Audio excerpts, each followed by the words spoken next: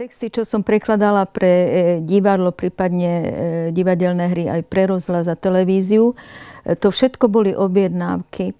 A čo ja som navrhovala, nehovorím, že som ich nejako vehementne presadzovala, tak neúspela som a pravdu poviem, ani neúspela som viac menej ani s knižne vydanými výbermi napríklad z Paula Claudela alebo z Marguerite Durasovej, keď z Durasovej sa inscenovala jedna hra India Song.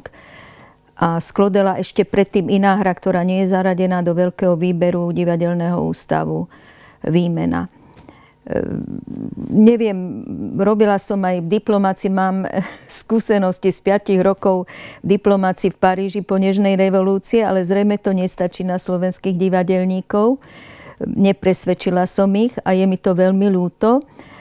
A myslím si, že je to aj za to, že nie je tu dostatočná dôvera zo strany divadelníkov v znalcov inonárodných literatúr, ktorí sú často aj prekladateľmi.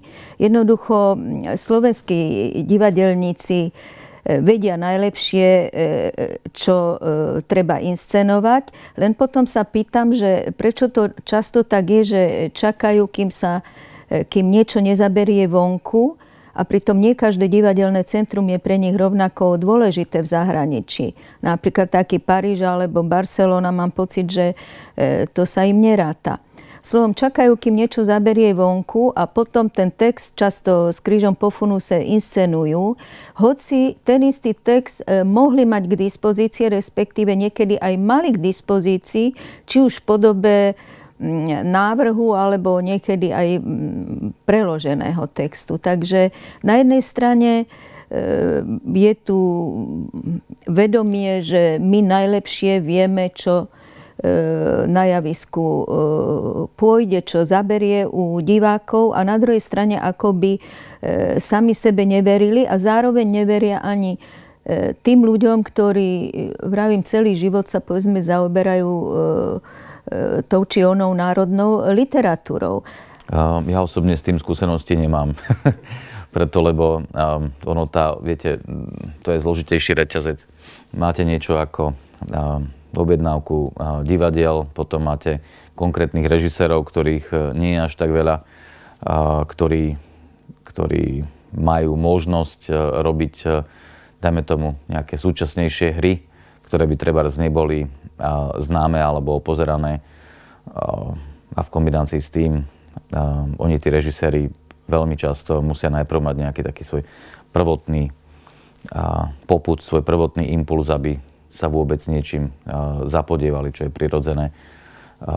Takže viem si predstaviť, že aj niekde do budúcna môže takáto situácia vzniknúť častejšie, ale myslím, že v dnešných našich podmienkach by to bolo skôr unikum, aby prekladateľ radil režisérovi. To by predpokladalo veľmi úzky a nejaký hlboký, dlhodobejší vzťah medzi prekladateľom, ktorý by musel byť docenený, a režisérom, ktorý by musel byť otvorený, a divadelnou trebárs objednávkou, ktorá by tiež musela byť nejakým spôsobom otvorená, a to už je niekedy až príliš veľa premenných, ktoré sa nevždy podarí splniť.